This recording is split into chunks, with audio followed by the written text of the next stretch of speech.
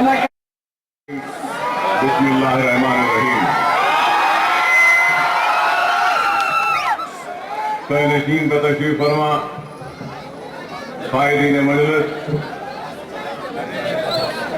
سننے والے بزرگوں، نوجوان ساتھیوں اور میری عزت ماں پردہ نشین ماں اور بہنوں، حضرات، آج کا جلسہ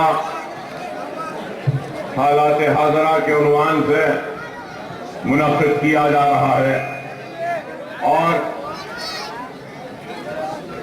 مجلس اتحاد المسلمین ان جلسوں کے ذریعے آپ کے درمیان میں آتی ہے اور حالات کو آپ کے سامنے رکھتی ہے۔ اور اگر آج ہم حالات کے اوپر نظر ڈالیں تو آج سارے ہندوستان میں ملک دو حصوں میں تقسیم ہو چکا۔ ایک طرف ہندوتوا، ہندو راشٹر کا خواب دیکھنے والے، تو دوسری طرف اپنے آپ کو سیکولرزم کی دہائی دے کر اپنے آپ کو سیکولرزم کے محافظ بتاتے ہیں۔ تو آج ہم کو جب یہ دو حالات، دو طرفہ بٹے ہوئے لوگ آج ہمارے سامنے ہیں، تو میری مراد ہندوستان کے سیکولر دشمن طاقتیں ایک طرف ہیں، اور یہ سیکولر دشمن طاقتوں کا عزم، وہ ان کا ارادہ یا ان کا خواب اگر کچھ ہے تو وہ یہ ہے کہ اس ملک کو ہندوتوا کے نام پر بانٹا جائے، یا پھر ہندوتوا کے نام پر ساری ہندو قوتوں کو ایکجا کیا جائے اور پھر اس ملک کو ہندو راشٹر میں تبدیل کیا جائے۔ ایک طرف یہ لوگ ہندوتوا، ہندو راشٹر کی بات کرتے ہیں، تو دوسری طرف ہندو جنون پرستی کے ذریعے اگر ہندو راشٹر کو حقیقت میں تبدیل کرنے کا ان کا ارادہ ہے تو وہ یہ چاہتے ہیں کہ ہندو راشٹر بنانے کے ساتھ ساتھ وہ اس ملک کے سب سے بڑی اقلیت، مسلم اقلیت کو ہراساں و پریشان کیا جائے۔ ان کا خواب ہے صرف رام مندر کی تعمیر نہیں، بلکہ آج آپ نے اخبارات میں بھی پڑھا ہوگا کہ بھارتیہ جنتا پارٹی کا مینیفیسٹو آیا، کئی باتیں کی گئیں، کئی اعلانات کیے گئے، لیکن آج بھی جن بنیادوں پر، جن مقاصد کو لے کر، جن ارادوں کو لے کر بی جے پی جماعت بنی، آج بی جے پی آج بھی اس پر قائم ہے۔ اور بی جے پی کا ارادہ آج بھی کیا ہے؟ آج اعلان کرتی ہے اپنے مینیفیسٹو میں کہ دائرے دستور میں رہ کر رام مندر کی تعمیر کرے گی۔ تو بی جے پی اعلان کرتی ہے کہ وہ اس ملک سے اور اس ملک میں ایکسا سول کوڈ کو ختم کر کر، کامن شریعت کو ختم کر کر ایکسا سول کوڈ کو نافذ کرے گی، کامن سول کوڈ کو۔ مطلب یہ کہ آپ اور ہم شریعت پر عمل کرتے ہیں اور دستور ہند اس بات کی اجازت دیتا ہے کہ مسلمان اپنے شریعت پہ چل سکتا ہے، لیکن آج یہ لوگ ہماری شریعت کو ختم کر کر ایکسا سول کوڈ کو نافذ کرنا چاہتے ہیں۔ ایک طرف ان کے پاس رام مندر کو تعمیر کرنے کا ارادہ ہے، دوسری طرف शरीयत मोहम्मदी को खत्म करके एक्स्ट्रा सिविल कोड नाफिज करने का इरादा है, तो तीसरी तरफ कश्मीर के खुसूसी मौक़िफ़ दस्तूर में 370 जो है इसको हदफ करने की बात की जाती है, तो फिर चौथी तरफ दायरे दस्तूर में रहकर राम मंदिर की तामीर का वादा किया जाता है। तो इस वादे के पीछे दर हकीकत क्या है? यही है कि वो दस्तूर को भी तब्दील करना चाहते हैं। दस्तूर में तो कोई गुंजाइश नहीं है, तो फिर कैसे तामीर करेंगे? तो वाजपेयी ने अपने दौरे इख्तियार में कॉन्स्टिट्यूशन रिव्यू कमेटी को बनाया था, जो रिव्यू कमेटी आज भी है, उसको तहलील या उसको खत्म नहीं किया गया। तो इनके इख्तियार में आने के बाद दस्तूर में तब्दीलियां लाने की बात की जाएगी, और दस्तूर में जब तब्दीलियां लाई जाएंगी तो आज आप देखते हैं कि ये भारतीय जनता पार्टी, विश्व हिंदू परिषद, आरएसएस, बजरंग दल, ये सारे हिंदुत्व की ताकतें जो हिंदू राष्ट्र का ख्वाब देखते हैं, ये लोग हर वक्त हिंदुस्तान में मुसलमानों को और सबसे बड़ी अक़लियत मुसलमानों को रिजर्वेशन, तालीम या रोजगार या सियासी रिजर्वेशन की मुखालिफत करते हैं। ये लोगों ने आंध्र प्रदेश में जब रिजर्वेशन मिला तो इसकी भी मुखालिफत में आगे आए थे।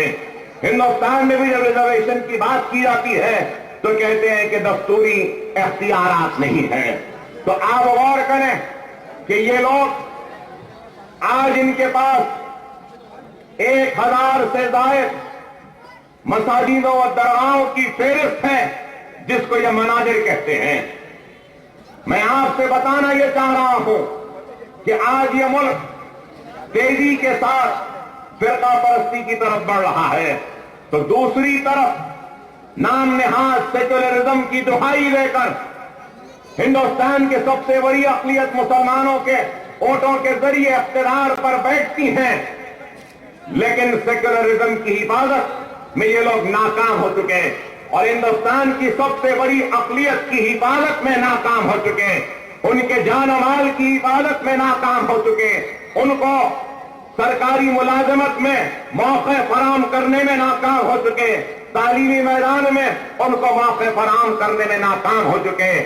सबसे बड़ी अक़लियत मुसलमान के आबादियों और बस्तियों में खुशहाली लाने में नाकाम हो चुके, और न सिर्फ ये बल्कि कई ऐसी चीजें हैं ये लोग सिर्फ हमको एक वोट बैंक की तरह इस्तेमाल करते रहे, और हिंदुस्तान की सबसे बड़ी अक़लियत मुसलमानों के वोटों के जरिए इख्तियार पर बैठे रहे। 66 वर्ष की तारीख में हिंदुस्तान की सबसे बड़ी अक़लियत इंसाफ के लिए लड़ रही है, जिद्दोजहद कर रही है, और आज भी उम्मीद और आस के साथ बैठी है कि आज नहीं तो कल, कल नहीं तो परसों हमको हमारा हक मिलेगा, हमको हमारा इंसाफ मिलेगा। लेकिन आज कांग्रेस सेक्युलरिज्म की दुहाई देती है, तो क्या इस बात से इनकार करेगी कि कांग्रेस के ही दौर में बाबरी मस्जिद शहीद हुई? क्या कांग्रेस इस बात से इनकार करेगी कि कांग्रेस के ही दौर में शिलान्यास हुआ? क्या कांग्रेस इस बात से इनकार करेगी कि बाबरी मस्जिद का ताला भी कांग्रेस के दौर में ही खोला गया? क्या आज कांग्रेस इस बात से इनकार करेगी कि 66 वर्ष की इस मुल्क की आजादी के तारीख में सबसे ज्यादा इख्तियार पर रहने वाली जमात कांग्रेस है, लेकिन आज इस कांग्रेस ने न गोपाल सिंह कमीशन की रिपोर्ट पर हिंदुस्तान की सबसे बड़ी अक़लियत मुसलमान को इंसाफ दिया, न सच्चर कमेटी की रिपोर्ट पर इंसाफ दिया, न रंगनाथ मिश्रा कमेटी की रिपोर्ट पर इंसाफ दिया, न बंबई के फिसादात के श्री कृष्णा कमेटी की रिपोर्ट पर इंसाफ दिया। एक तरफ ये लोग हैं, तो दूसरी तरफ आसाम में भी कांग्रेस की हुकूमत है, वहां पर भी नाइंसाफियां मुसलसिल होती रही हैं, आज भी हो रही हैं, सेक्युलरिज्म की दुहाई। लेकिन हिंदुस्तान की सबसे बड़ी अक़लियत आज भी इंसाफ से महरूम है। तो ये आसाम का ये मामला है, तो फिर उत्तर प्रदेश में देखिए कि मुजफ्फरनगर का फिसाद हुआ, और मुजफ्फरनगर के फिसाद में जो समाजवादी पार्टी जो अपने आप को सोशलिस्ट कहती है, सेक्युलर कहती है, अपने आप को मुल्ला मुलायम कहते हैं, मुसलमानों के हमदर्द कहते हैं, पसमानदा तबकात के चैंपियन कहलाते हैं, لیکن انہوں نے کیا کیا؟ مظفر نگر کے فسادات میں ہماری عزتیں عصمتیں آبرو لٹی، بستیاں لٹی، ریلیف کیمپ میں ہندوستان کی سب سے بڑی اقلیت آ گئی، لیکن ہم یہی سمجھتے ہیں کہ یہ سیکولر ہے۔ تو آپ بتائیے کہ آج اتنی سیاسی پارٹیاں ہیں اس ملک میں اور سب ہر کوئی ہر طبقے کے لوگوں کو رجھانے کے لیے، لبھانے کے لیے، ان کے ووٹ کو حاصل کرنے کے لیے اعلانات کرتے ہیں، اور ہر کوئی یہ بھی چاہتا ہے کہ ہندوستان کی سب سے بڑی اقلیت ان کا ساتھ دے۔ آج آپ بتائیں، یو پی میں یادوں کی جماعت ہے، یہاں ہمارے آندھرا پردیش میں ریڈیوں کی جماعت ہے، کماؤں کی جماعت ہے، کاپوؤں کی جماعت ہے، وہاں یو پی اور بہار میں بہوجن سماج کی جماعت ہے، کرناٹک میں لنگایات کی ہے، ہر ایک کی اپنی اپنی جماعتیں ہیں جو ان کے لیے، ان کے کاز کے لیے کام کرتے ہیں۔ لیکن آپ بتاؤ کہ آج اس ملک میں سب سے بڑی اقلیت مسلمان ہیں، 20 سے 25 کروڑ ان کی آبادی، لیکن آج ان کی اپنی کوئی جماعت نہیں، ان کی کوئی اپنی قیادت نہیں، کوئی اتحاد نہیں، سوائے کیرلا میں اور آندھرا پردیش میں چھوڑ کر باقی کسی بھی ریاست میں ہماری سب سے بڑی اقلیت کی کوئی جماعت نہیں، کوئی قیادت نہیں، ان کے اوپر ہونے والے ناانصافی پر آواز اٹھانے والی کوئی اتحاد کی طاقت نہیں۔ آج آپ غور کریں کہ ایسے حالات ہیں اس ملک میں کہ آج یہ ملک تیزی کے ساتھ فرقہ پرستی کی طرف بڑھ رہا ہے، اور ایسے حالات میں آج آپ پر، ہم پر اور سارے سیکولر ذہن رکھنے والے ہندوستانی شہری پر بہت بڑی ذمہ داری ہے کہ وہ اس ملک کو تباہ و برباد ہونے سے بچائیں۔ میں آج آپ سے یہ بات اس لیے کہہ رہا ہوں کہ آج الیکشن سے پہلے تو کرپشن کی بات کی گئی، انتخابات سے پہلے ہندوستان کی بگڑتی ہوئی معیشت کی بات کی گئی، انتخابات سے پہلے یہ بھی کہا گیا کہ روپیے کی قدر گر رہی ہے، انتخابات سے پہلے یہ بھی کہا گیا کہ انڈسٹریل گروتھ کم ہو رہا ہے، انتخابات سے پہلے یہ بھی باتیں آئی کہ ہزاروں کی تعداد میں ہندوستان میں کسان خودکشی کر رہا ہے، لیکن آپ بتاؤ کہ آج انتخابات آئے ہیں، نہ خودکشی کرنے والے کسانوں کی بات کی جاتی ہے، نہ کرپشن میں ڈوبے ہوئے ہمارے اس ملک کو کرپشن سے نجات دلانے کی بات کی جاتی ہے، نہ اس ملک کی کمزور معیشت کو استحکام بخشنے کی بات کی جاتی ہے، نہ روپیے کی گرتی ہوئی قدر کو بڑھانے کی بات کی جاتی ہے، بلکہ صرف اور صرف آج بات کی جا رہی ہے تو ایکسٹرا سول کوڈ نافذ کرنے کی بات کی جا رہی ہے، تو بات کی جا رہی ہے تو شریعت محمدی کو ختم کرنے کی بات کی جا رہی ہے، بات کی جا رہی ہے تو رام مندر کی تعمیر کی بات کی جا رہی ہے، بات کی جا رہی ہے تو آرٹیکل 370 کو ختم کرنے کی بات کی جا رہی ہے۔ تو آپ غور کرو، آپ غور کریے کہ آج یہ ہندوتوا کی طاقتیں ہندو راشٹر کے ذریعے اور ہندو راشٹر کے نام پر اقتدار پر آنا ان کا مقصد ہے، اور اقتدار پر جب آ جائیں گے تو یہ لوگ اپنے اقتدار کے ذریعے سب سے پہلے اگر کچھ کام کریں گے تو ہندوستان کی سب سے بڑی اقلیت کو تباہ و برباد کرنے کے منصوبے بنائیں گے، تو اس کے ساتھ ساتھ ان کے اشاروں پر یا ان کے معاہدات پر زندگی کو گزارنے پہ مجبور کریں گے۔ کہ گجرات کے فسادات کے بعد کیا ہوا؟ گجرات کے فسادات کے تباہ و برباد، مسلمان جب حالات صحیح ہونے کے بعد اپنے گھر، اپنے گاؤں، اپنے زمین پر لوٹ کر آنا چاہتا تھا تو گاؤں کے سرحد پر اس کو روک کر اس سے معاہدات پہ دستخط کروائے گئے، اور یہ کروایا گیا کہ تم مسلمان اگر گاؤں میں آئے گا اپنے زمین پر سینچائی کرے گا, اناج بوئے گا, اور اگر اپنے گھر میں رہے گا تو اس کاغذ پہ دستخط کر کہ تیرے محلے میں جو مسجد ہے اس سے باآواز اذان نہیں ہوگی. معاہدہ طے کر کہ تو گوشت نہیں کھائے گا, معاہدے پہ دستخط کر کہ شام ہوتے ہی تو اندھیرے میں گھر سے نہیں نکلے گا, 5 بجے گھر میں رہے گا, باہر نہیں آئے گا. اور ایسے کئی معاہدات تھے. تو یہ لوگ آج وہی ارادہ, وہی منصوبہ رکھ کر آگے بڑھتے ہیں اور ہم کو آج دبانا چاہتے ہیں اور خوف میں ہم کو زندگی گزارنے پر مجبور کرنا چاہتے ہیں. تو ایسے حالات میں آپ کو اور ہم کو یہ غور کرنا ہوگا کہ ہمارے اوپر ایک بہت بھاری ذمہ داری ہے, اور وہ ذمہ داری یہ ہے کہ مستقبل کو دیکھیں اور آنے والے حالات کو دیکھیں. تو آنے والے حالات بڑے ہی خطرناک ہیں, اور ان حالات کے لیے ہم کو منظم ہونا ہوگا, متحد ہونا ہوگا, اپنے اتحاد کے ذریعے ان حالات کا مقابلہ کرنا ہوگا. نہ صرف ان حالات کا مقابلہ کرنا ہوگا بلکہ سنگھ پریوار, بی جے پی, RSS اور جتنے ہندوتوا طاقتیں ہیں ان کے بڑھتے ہوئے قدموں کو روکنا ہوگا, ان کو شکست دینا ہوگا.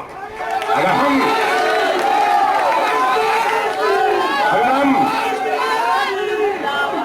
ہم منتشر رہیں گے, انتشار کے شکار رہیں گے, تو یاد رکھیے پھر ہم حالات کا مقابلہ نہیں کر سکتے. آج آپ سے یہی کہوں گا, اور میں یہ بھی ضرور کہوں گا, یہاں بیٹھے اس مجمع سے نہیں بلکہ میری آواز جن کو پسند نہیں آتی, جن کو میری تقریر پسند نہیں آتی, جن کو میرا انداز بیاں پسند نہیں آتا, جن کو میرا غصہ پسند نہیں آتا, ان سے میں پوچھنا چاہتا ہوں کہ اگر آج تم اکبر الدین اویسی کو پسند نہیں کرتے, اکبر الدین اویسی کی تقریر کو پسند نہیں کرتے, یا اکبر الدین اویسی کے خطابت کا انداز پسند نہیں, میرے جملے پسند نہیں, تو میں ان سے سوال کرنا چاہتا ہوں کہ بتاؤ میرا یہ غصہ کیوں ہے؟ میرا غصہ اس لیے ہے کہ میں آج بھی انصاف کے انتظار میں کھڑا ہوں. مسلسل ناانصافی کے بعد میری مراد مجھ سے نہیں, میری مراد میرے بھائیوں سے, میری بہنوں سے ہے, میری مراد ہندوستان کے سب سے بڑے اقلیت مسلمان سے ہے کہ 66 برس کی تاریخ میں سب سے زیادہ ناانصافی کا شکار کون ہوا؟ کوئی اور نہیں, میں ہوا. اگر کسی کی نوکریاں گئی تو میری گئی, کسی کے زمین گئی تو میری گئی, کسی کی عزت گئی تو میری گئی, کسی کی عصمت لٹی تو میری ماں بہن کی, کسی کی آبرو لٹی تو میری ماں بہن کی, کسی کے بچے جیل میں گئے تو میرے بچے میرے بھائی گئے.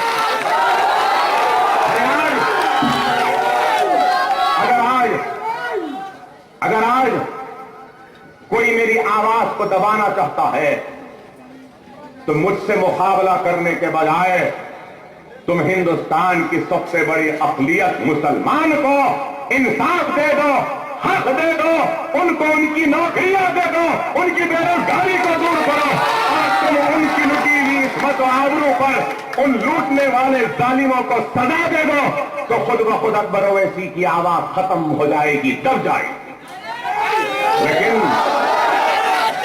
لیکن یہ لوگ ہم کو انصاف دینا نہیں چاہتے, اور انصاف کے لیے اگر ہم اٹھ کے کھڑے ہوتے ہیں تو ہم کو ڈرایا جاتا ہے, ہم کو دھمکایا جاتا ہے کہ ہم انصاف کے لیے آواز نہ اٹھائے. ارے میرے بھائی, اگر کوئی میرا مخالف ہے ٹھیک ہے, اس کو حق اختیار ہے, لیکن یہ ضرور کہوں گا اگر کوئی پوچھنا چاہتا ہے کہ اکبر الدین اویسی نے کیا کیا, اکبر اویسی نے اتنے برس میں کیا کیا, خیر اس کی تو طویل فہرست ہے، فہرست آنے والے وقت میں آپ کے سامنے بیان کروں گا، مگر یہ بات تو ضرور کہوں گا کہ آج چندرائن گٹے کے حلقے کے لوگوں نے ہندوستان کو ایک پیغام دے دیا اکبر الدین اویسی کے ذریعے کہ آج تک ہم سنتے تھے، اب ہم سنانے نکلے ہیں، اور بتا دیا۔ اگر کوئی پوچھتا ہے کہ اکبر اویسی نے کیا کیا، ارے الحمدللہ پیغام دے دیا اس ملک کو کہ ہم بھی حلق میں زبان رکھتے ہیں، بولنا ہم کو بھی آتا ہے۔ یہ کام آج میں برا کیوں دکھتا ہوں، تکلیف کیوں ہے؟ اب تک یہ سناتے تھے، ہم سنتے تھے، چندرائن گٹے سے ایک جنونی دیوانہ نکل گیا، سنانے کو سن نہیں سکے۔ ان کو حیرت ہے کہ ایسا بھی کوئی بول سکتا ہے۔ ارے بابا یہ تو شروعات ہے، ابتدائے عشق ہے، آگے آگے دیکھو ہوتا ہے کیا۔ لیکن آج میں آپ سے یہ بات کہوں گا، اگر کوئی یہ سمجھ رہا ہے کہ مجلس کمزور ہو جائے گی، جیلوں میں جا کر یا مقدموں کو لے کر، تو وہ احمقوں کی دنیا میں رہنے والے ناسمجھ لوگ ہیں۔ جیل سے ہمارا تو نسل در نسل کا رشتہ ہے۔ یہ نوجوان یہاں کھڑے ہیں، شاید یہ تاریخ مجلس سے واقف نہیں۔ اللہ اگر اس ریاست نگر کے زمین کے کنکروں کو زبان دے گا تو یہ کنکر گواہی دیں گے اور کہیں گے کہ یہ وہی سرزمین ہے جہاں سے مجلس کے احیا کی بنیاد رکھی گئی تھی۔ یہ کنکر گواہی دے گا اور کہے گا کہ 56 برس پہلے انہی گلیوں میں مجلس کا احیا ہوا تھا، اور احیا کے بعد یہی سرزمین گواہ ہے کہ یہیں سے فخر ملت عبد الواحد اویسی کو چنچل گڑے کی جیل میں 11.5 مہینے جیل میں ڈالا گیا تھا۔ 11.5 مہینے جیل میں تھے، مجلس ختم نہیں ہوئی۔ 14 مرتبہ سالار جیل گئے، مجلس ختم نہیں ہوئی۔ اب آج ہم جا رہے ہیں تو اب بھی مجلس ختم ہونے والی نہیں ہے۔ مجلس اور مضبوط ہوگی اور طاقتور ہوگی، اور مجلس آگے بڑھے گی۔ لیکن جو لوگ جن کو ہم پسند نہیں آتے، یا ہمارے جملے ہماری تحریر پسند نہیں آتی، میرا ان سے سوال ہے، اور ان لوگوں سے بھی میرا سوال ہے جو لوگ بھارتیہ جنتا پارٹی یا نریندر مودی کو ووٹ دینا چاہتے ہیں، میرا ان سے سوال ہے، ہم کو گرفتار کریں، ہم کو گرفتار کریں، اسد صاحب کو گرفتار کریں، گرفتار تھے، جیل میں تھے، تو ہم کو سنگاریڈی لائے، وارنٹ ہے کہہ کے اسد صاحب کو گرفتار کریں۔ ہمارا قصور کیا تھا؟ ہمارا قصور کیا تھا؟ سنگاریڈی میدک میں متنگی اور رودرارم کی مسجد کو شہید کر رہے تھے، تو ہم آگے بڑھ کے جا کے مسجد کو شہید ہونے سے روکے، رکوایا، اور جتنی مسجد شہید ہوئی تھی وہاں کھڑے رہ کر اس مسجد کو دوبارہ تعمیر کروایا۔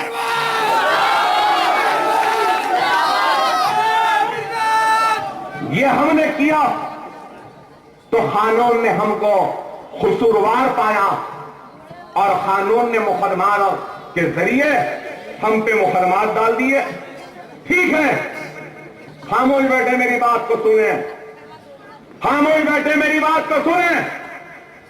میرا سوال ہے ہندوستان کے وہ بی جے پی والوں سے، سنگ پریوار والوں سے، اور سیکولر ذہن رکھنے والوں سے، مسجد میری इबादत गाह मेरी मस्जिद शहीद हो रही थी, मैं जाकर बचाता हूं तो मुझे मुकदमा डाला जाता है, जेल में भेजा जाता है।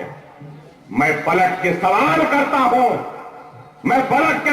करता हूं, बाबरी मस्जिद को शहीद करने वालों को गिरफ्तार करें, वहां पे जहर उगलने वालों को गिरफ्तार करें, एक धक्का दो, बाबरी मस्जिद को गिरा दो, बोले कोबरा इंकशाफ हुआ, क्या बातें आई, ट्रेनिंग दी गई, बम लगाए गए, बाबरी मस्जिद गिराई गई, शहीद की गई। अगर मैं नाइंसाफी की बात करता हूं तो मुझे जेल में डालते हैं ना, तो इंसाफ करने वालों, मेरा तुमसे सवाल है कि बाबरी मस्जिद को शहीद करने के लिए जमा हुए, इश्तिहार अंगेज तकरीर करे, जहर उगलते गए, मस्जिद को एक दिन और एक रात तक गिराते रहे, गिरा दिए, मूर्ति बिठा दिए और घंटियां बजा के पूजा शुरू करवा दिए, और उसके बाद आज 92 से लेके 2014 का साल चल रहा है। इतने बरस में मैं पूछना चाहता हूं, कितनों को गिरफ्तार किया, कितनों को जेल में डाला, कितनों पर मुकदमे डाले?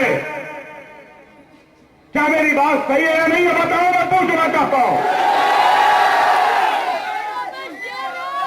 मैं बोलूं तो बोलेंगे, अकबर ओवैसी जहर उगलता है, बताओ सेकुलर जहन रखने वालों, हिंदुस्तान के शहरियों, एक सेकुलर जहन रखने वाला ये मुसलमान अकबरुद्दीन ओवैसी सवाल करता है, बाबरी मस्जिद की जगह अगर कोई मंदिर होती, कोई गुरुद्वारा होता या कोई गिरजा होता, अगर वो गिर जाता तो क्या हिंदुस्तान इसी तरीके से खामोश रहता? मस्जिद की जगह मंदिर होती तो खामोश बैठते। तो फिर नाइंसाफी हमारे साथ क्यों? यही बात है कि मजलिस बुरी दिखती है, अकबर ओवैसी बुरा दिखता है। हमारी मस्जिद शहीद हुई, हमारे सरों और सीनों पे गोलियां चलाई गई, ताला के नाम पे जेल में डाल दिया गया, बंबई गुजरात में नस्लकशी का फिसाद कर दिया, उसके बाद बम धमाके हुए,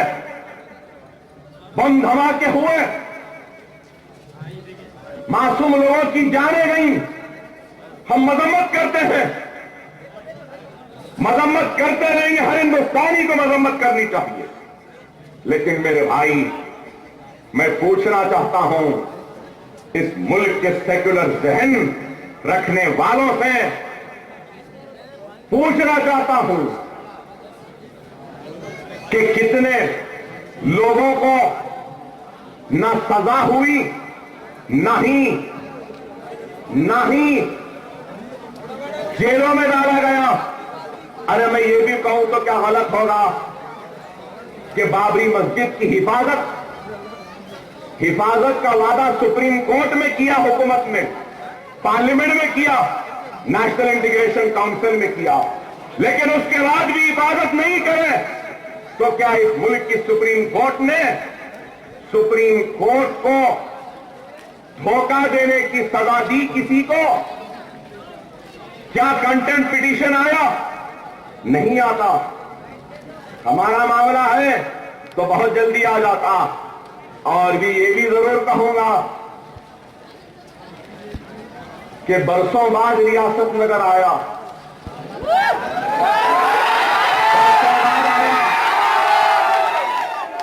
जलसा बरसों बाद हो रहा है, लेकिन किसी किसी के कदम होते हैं।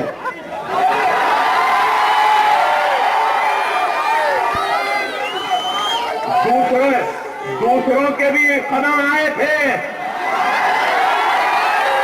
लेकिन अल्हम्दुलिल्लाह ये गुनहगार के कदम आपके सरजमीन पे आए तो अल्लाह अपने रहमत के बादलों के जरिए रहमत कर।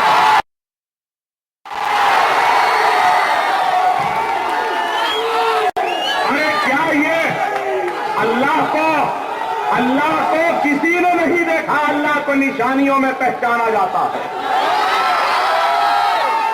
इस निशानी के बाद भी अगर कोई कहता है कि वो जीत रहा है تو اللہ ان کو عقل دے. اللہ اشارے دے رہا ہے, یہ رحمت برسا کر ہم کو اس گرمی کی تپش سے نجات دے رہا ہے. تو آج میں یہ بھی کہوں گا کہ ہندوستان میں آج ہندوستان کی سب سے بڑی اقلیت کی آواز اگر کوئی بن رہی ہے تو الحمدللہ وہ مجلس اتحاد المسلمین بن رہی ہے. اپنی تقریر کو جاری رکھو. آج جو لوگ نریندر مودی کہتے ہیں, موڈی کو ووٹ دینے کی بات کرتے ہیں, اور جو لوگ موڈی کو ووٹ دینے کا ارادہ رکھتے ہیں, ان سے بھی میرا سوال ہے, موڈی کے پاس کیا صلاحیت ہے, موڈی کے پاس کیا قابلیت ہے, موڈی کے پاس کون سا سرٹیفکیٹ ہے, موڈی کے پاس,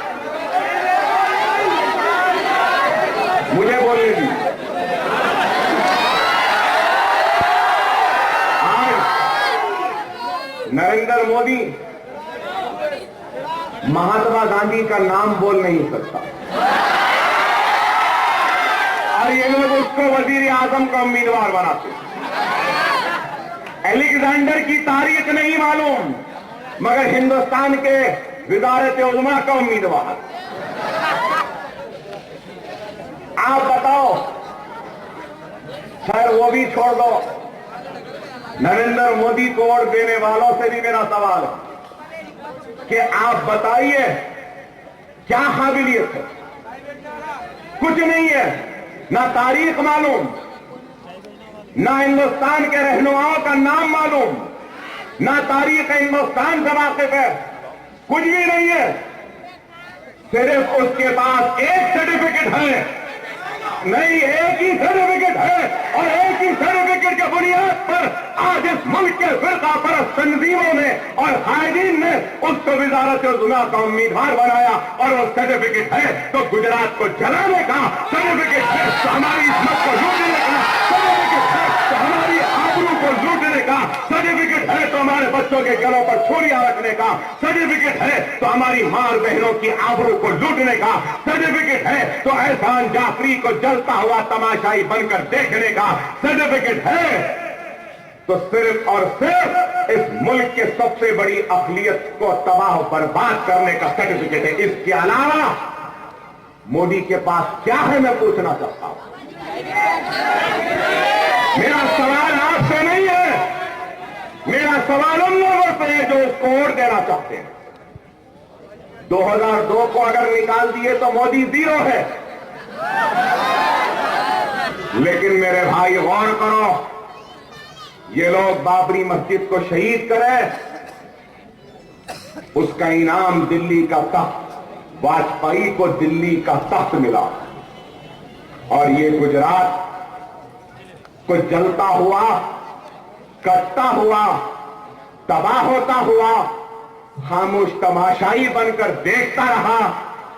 اور میں تو یہ کہوں گا کہ ہم تو پڑھتے ہیں, دیکھتے ہیں کہ سارے فساد کا ذمہ دار یہ ہے, اور اس فساد اور اس تباہی و بربادی کا انعام ملا تو وہ بی جے پی کا وزارت عظمیٰ کا امیدوار بن گیا.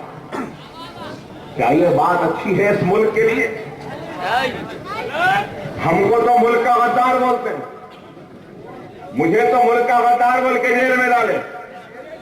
ارے میں یہ کہوں گا کہ جو لوگ ہندو راشٹر کی بات کرتے ہیں یا پھر بھارت ماتا کی بات کرتے ہیں, ان سے میرا سوال ہے کیا بابری مسجد کی شہادت اور گجرات کے فسادات کیا بھارت ماں کے ماتھے پر کلنک کا دھبا نہیں ہے؟ میں پوچھنا چاہتا ہوں ان سے,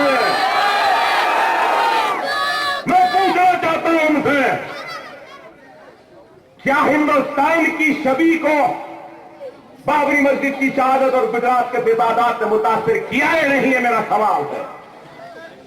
پھر اس پر کسی کو کوئی توجہ نہیں, ملک ٹوٹتا ہے ان کو پرواہ نہیں, ملک میں فرقہ وارانیت اور فرقہ پرستی کا جنون عروج پر جاتا ہے، ان کو پرواہ نہیں۔ ملک بٹ رہا ہے مذہب کے نام پر، ان کو پرواہ نہیں۔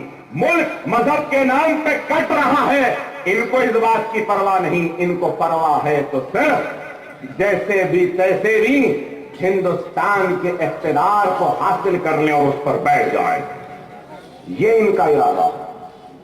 ارے آپ غور کرو میرے بھائی، آپ غور کرو، آج وہ ہم کو لوٹتے ہیں تو ان کو انعام پہ انعام مل رہا ہے، اور ہم آپ کے لیے لٹ رہے ہیں، جیلوں میں جا رہے ہیں، گولیاں کھا رہے ہیں، اپنے زندگیوں کے نذرانے آپ کے قدموں پر پیش کر رہے ہیں، تو ہم پر الزام تراشیاں غیروں سے نہیں اپنوں سے ہی۔ کیا یہ بات صحیح ہے؟ بتائیے۔ ارے آج وقت کم ہے اور بولنا ہے، انشاءاللہ جلد سے ہوں گے بولوں گا، لیکن اتنے سوالات کرا۔ ایک سوال آج کے لیے بی جے پی سنگھ پریوار آر ایس ایس والوں سے اور آپ کی طرف سے اس کا جواب بھی، باقی تقریر پھر انشاءاللہ۔ اب تو موسم ہے نا بھائی، یہاں بڑے بزرگ بیٹھے ہیں، سالار یاد ہوں گے، بولتے تھے اب تو ملاحظ اسباب ہے، اب ابھی اینٹری ٹائم ہر راج باقی ہے۔ یاد ہوگا بزرگوں کو، سب تو شروع ہوا ہے، مگر ایک بات کہوں گا ضرور، وہ بی جے پی والے، وہ سنگھ پریوار والے، وہ آر ایس ایس والے، وہ موڈی کوڈ دینے والوں، ہندوتوا کا چہرہ موڈی، ہندو راشٹر کے خواب کا چہرہ موڈی، رام مندر کی تعمیر کی طاقت موڈی، سب کچھ موڈی۔ ٹھیک ہے، اچھی بات ہے بھائی، اچھی بات ہے، لیکن موڈی نے کیا کہا؟ موڈی نے کیا کہا؟ میں ان سے پوچھنا چاہتا ہوں۔ رام مندر بنائیں گے آپ، مینیفیسٹو میں بول رہے ہیں، ہندو راشٹر کا خواب ہے، لیکن موڈی کیا کہہ رہا ہے؟ کہہ رہا ہے پہلے شوچالے بعد میں دیوالے۔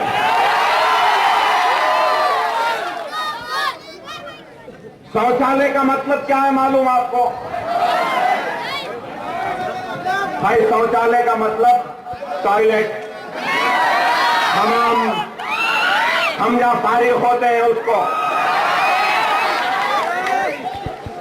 تو میں بی جے پی سنگھ پریوار آر ایس ایس والوں سے پوچھوں گا، اچھا وزارتی عظما کا امیدوار ڈھونڈے بابا، جو پہلے حمام پیخانے بنا تو بول رہا ہے اور بعد میں دیوانے بول رہا ہے۔ موری تو نعرہ دے دیا ہے اور تجھ کو مبارک یہ تیرا نعرہ، پہلے شوچالے بعد میں دیوالے، لیکن اگر اعلان کرتا ہے اس عوام کے ذریعے سمران گٹا ہر اسمبلی کی طرف سے تو شوچالے بناتے رہے، ہم جمہوری جدوجہد، قانونی جدوجہد، دستوری جدوجہد کے ذریعے بابری مسجد کو اسی مقام پر بنا کے رہیں گے۔ تیرے وسیل میں شوچالے بنانا ہے، ہمارے مقدر میں بابری مسجد دوبارہ بنانا ہے، ہم بنا کے رہیں گے۔ لیکن میرے بھائی آپ سے یہ ضرور کہوں گا کہ وقت اور حالات کی نزاکت کو محسوس کرو۔ آج یہاں آنے سے پہلے 10 منٹ ہے، صبر کریں۔ یہاں آنے سے پہلے جذبات میں تھا اور کافی جذبات میں مغلوب تھا، درد میں تھا، تکلیف میں تھا، اور سوچتا آیا کہ کیسے مخاطب کروں، کیا بولوں۔ ارے آج اگر میں آپ کے درمیان میں کھڑا ہوں اور آپ سے مخاطب ہوں تو الحمدللہ اللہ کا فضل کرم ہے, نبی کریم صلی اللہ علیہ وسلم کا صدقہ ہے, اولیاء اللہ کی دعائیں ہیں, آپ تمام کی دعائیں ہیں, بزرگوں کی دعائیں ہیں, نوجوانوں کی دعائیں ہیں, معصوموں کی دعائیں ہیں, خواتین کی دعائیں ہیں, میری ماں کی دعائیں ہیں, بہنوں کی دعائیں ہیں کہ آج اکبر الدین اویسی زندہ ہے اور آپ کے سامنے کھڑا ہے. اگر آپ کی دعا نہ ہوتی تو شاید میں آج زندہ نہ ہوتا. اگر آپ کی دعائیں نہ ہوتی تو شاید آج میرے معصوم بچے یتیم ہو گئے ہوتے.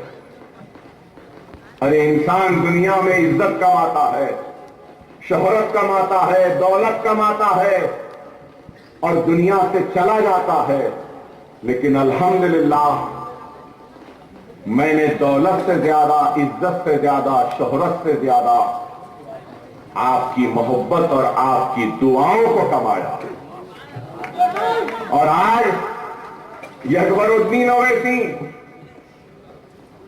یہ ضرور کہے گا کہ اکبر الدین اویسی, اس کی اولاد اور اس کی آنے والی 7 نسل آپ کے دعاؤں کے قرض میں ڈوبی ہوئی ہے, اور اکبر الدین اویسی آپ کے دعاؤں کا قرضدار ہے, آپ کے دعاؤں کا قرضدار ہے. نہیں معلوم کہ میں کس طریقے سے آپ کے اس دعاؤں کے قرض کا بدلہ چکا سکوں, مگر یہ ضرور کہوں گا کہ ہر درد میں, ہر تکلیف میں جبھی بھی یہ ہاتھ اٹھے تو خدا کی قسم, اللہ کی قسم, سب سے پہلے میرے حق میں دعا کرنے والے مسلمانوں کے لیے اٹھے.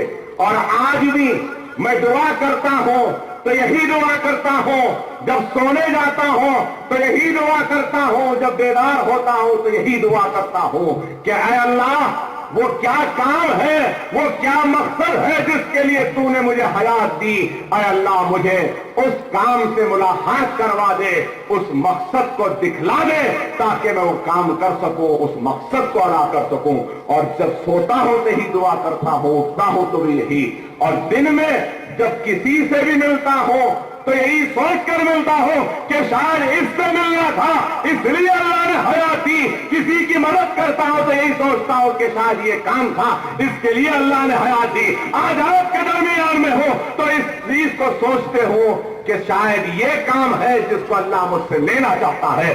جیل کو گیا تب بھی یہی سوچا کہ شاید یہ کام اللہ مجھ سے لینا چاہتا تھا, اس لیے حیات دی. میرے بھائی, میں احسان مند ہوں آپ کا, میں احسان مند ہوں, بہت بڑا احسان کیا آپ نے مجھ پر. آج میرے پیر میں گولی ہے, یہ ہاتھ ہے, لیکن آج بھی کھل نہیں سکتا, پیٹ ہے, درد ہوتا ہے, سننے والے کو تقریر اچھی دکھتی ہے لیکن یہ درد ہوتا ہے. انتڑیاں چھوٹی ہو گئی ہیں, مڑ گئی ہیں, گھیٹیاں آ گئی ہیں, تکلیف ہوتی ہے, لیکن ساری تکلیف, سارا درد ایک طرف, آپ کی محبت ایک اور درجے اس سے زیادہ ہے.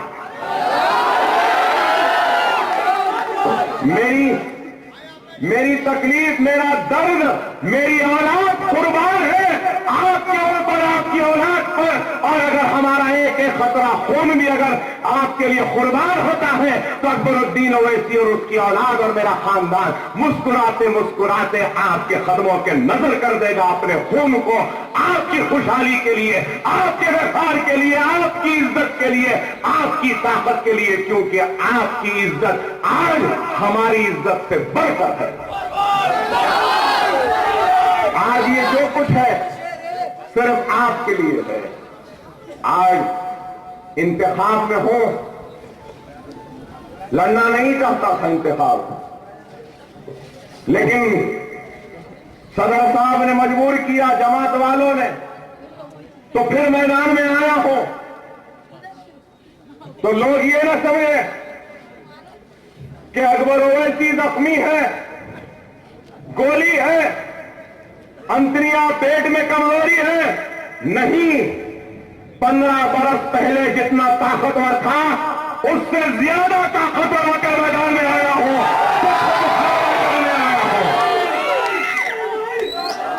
ہندوستان کے فرقہ پرست بی جے پی، سنگھ پریوار، آر ایس ایس، بجرنگ دل سے مقابلہ کرنے اور ان کو شکست دینے کے جنون اور خواب کو لے کر آیا ہوں، تو یہ پدی پدی کے شور میں کیا ہے ہمارے ساتھ؟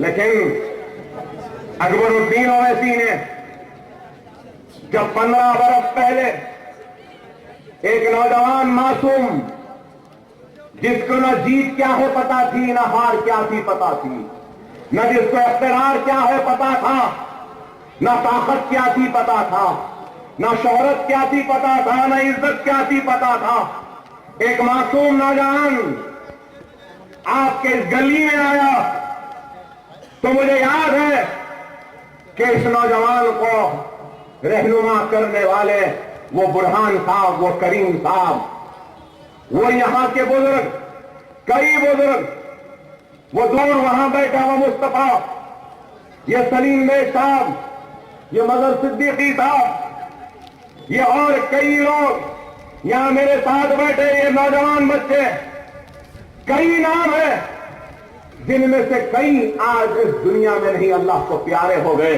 اللہ ان کے خبروں کو نور سے بھر دے۔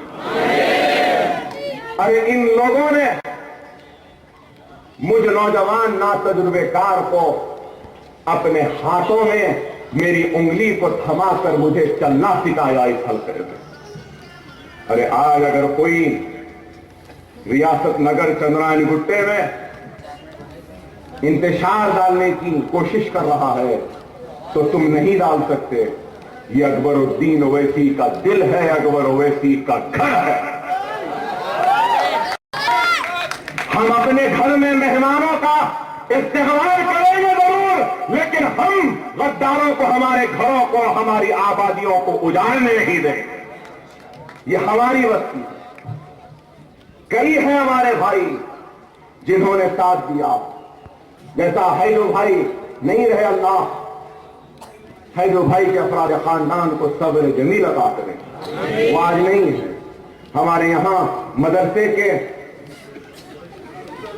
انصار علی قریشی صاحب ہے، اللہ ان کے خبر کو بھی نور سے کرے، آج ان کے فرض و نفرتاو ہمارے ساتھ، یہ یہاں بیٹھے ہیں بابو، یہ عزیز بھائی، یہ سلیم بیگ، یہ بیٹھے یہاں کھڑے، یہ شکیل یہاں بیٹھے،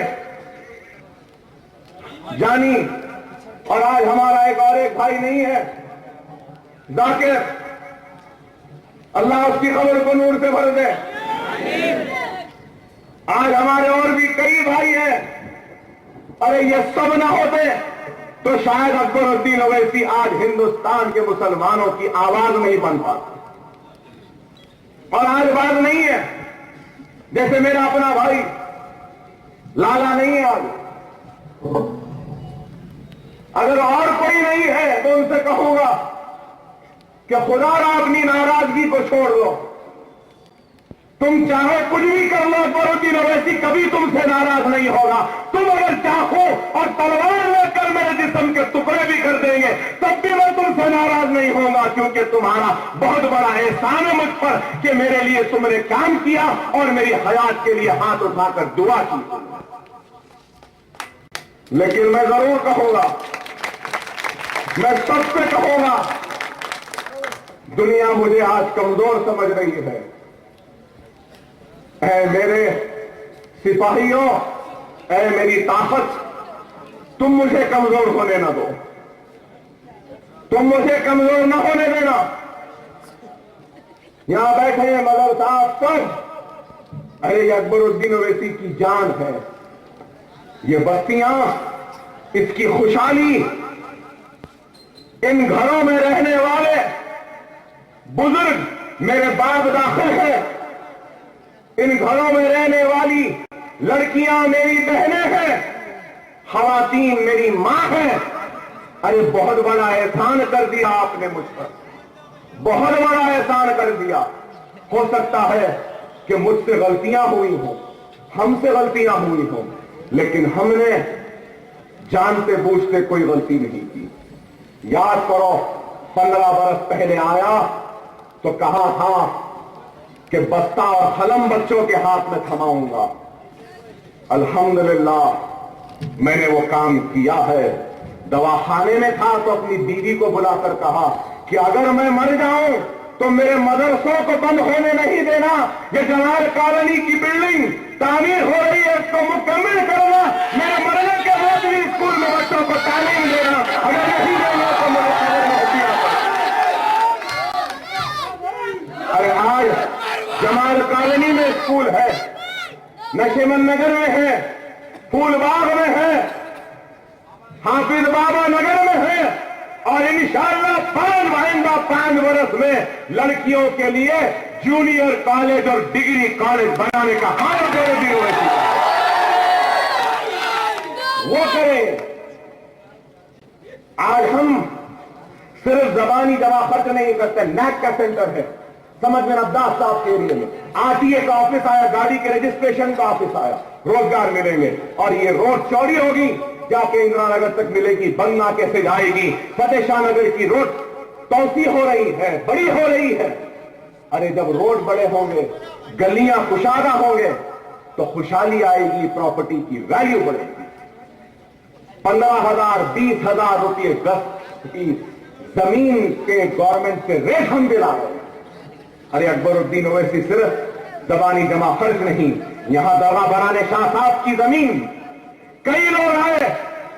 अकबरुद्दीन ओवैसी की जगह अब बोलूंगा नहीं, कोई और एमएलए होते तो शायद वो जमीन भी अब तक नहीं बची। आज वो जमीन बची, वो जमीन पे बड़ा ड्राइंग बनी है, वो जमीन पे ग्राउंड फ्लोर फर्स्ट फ्लोर पे कमर्शियल कॉम्प्लेक्स बनेगा और उसके ऊपर 7 मंजिला इमारत बनेगी। बच्चों का स्कूल और बच्चियों के कॉलेज की तालीम होगी। वो है मैं पूछना चाहता हूं दूसरों के पास क्या है? कुछ नहीं है, खाली आना, हमको गाली देना। अकबर ओवैसी ऐसे, अकबर ओवैसी ऐसे, उनकी बीवी ऐसी, उनके बच्चे वैसे। बहरहाल अभी बहुत जलसे हैं, आपसे मुलाकात होगी। मैं आपसे यही कहूंगा कि मजलिस का निशान पसंद है और इंशाअल्लाह कल मैं अपना नॉमिनेशन डालूंगा, उसके बाद रैली है, खिताब होगा। जरा पहले से ज्यादा दबा के खींचना है कि जमात मजलिस हम आपके, आप हमारे हैं। आखिर उदारा अल्हम्दुलिल्लाह रब्बिल आलमीन।